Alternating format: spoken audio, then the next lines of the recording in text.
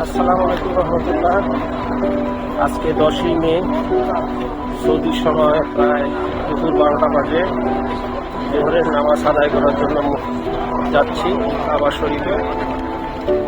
আজকে সৌদিতে ওয়েদার হলো 42°C বর্তমানে চলতেছে, 42। আর ঢাকায় দেখলাম হচ্ছে 38°C। তো আপনারা যারা এখানে উমরা বা হজ করার উদ্দেশ্যে আসবেন, অবশ্যই অবশ্যই অবশ্যই মনের দিক থেকে, শারীরিক থেকে প্রিপারেশন নিয়ে আসবেন যে এখানে কোনো আরামের জায়গা না। এখানে আপনাকে কষ্ট করে উমরা করতে হবে, কষ্ট করে হজ করতে হবে।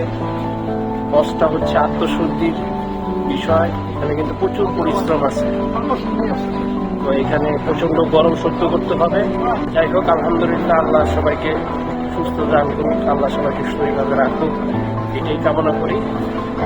আমরা অলরেডি মসজিদুল হারামের সামনে চলে আসছি। এই চিত্রটা আপনাদেরকে আবার একটু দেখাই।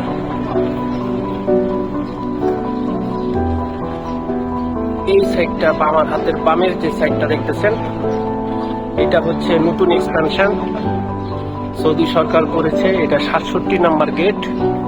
এটার কাজ এখনো চলমান আছে, শেষ হয় নাই। তো হাজি, লাখ লাখ হাজি সারা বিশ্ব থেকে আসে। এটার আসলে ওনারা জায়গা দিতে পারেন না। এই পোর্শনটা, এই হাতের বামের যে পোর্শনটা দেখতেছেন, এটা এখনো অনেক ডেভেলপমেন্ট ফেজে আছে, সময় লাগবে। এইটা হচ্ছে 79 নাম্বার গেট। আপনারা যেটা দেখতেছেন 79 নাম্বার গেট, আপনারা, আমি আগেও বলেছি, এহরামের কাপড় ব্যতীত আপনারা কাবা শরীফের ভিতরে ঢুকতে পারবেন না। একমাত্র যারা উমরার নিয়তে আসবেন তারা ইনশাল্লাহ কাবা শরীফে ঢুকতে পারবেন। আর যারা মা বোন আছেন তাদের পূর্ণ পর্দা থাকলে আপনি একবারে কাবার সামনে তাওয়াফ করতে পারবেন। এছাড়া যারা নর্মাল পোশাকে পরিণত থাকবে, বিশেষ করে পুরুষেরা, মহিলারা, তারা বাকি গেটগুলো দিয়ে আপনি যে কোনো ওয়াক্তের নামাজ আদায় করতে পারবেন। চেষ্টা করবেন 84 নাম্বার যে গেটটা আছে, এটা দিয়ে আপনি 3 তলায় নামাজ পড়তে পারবেন।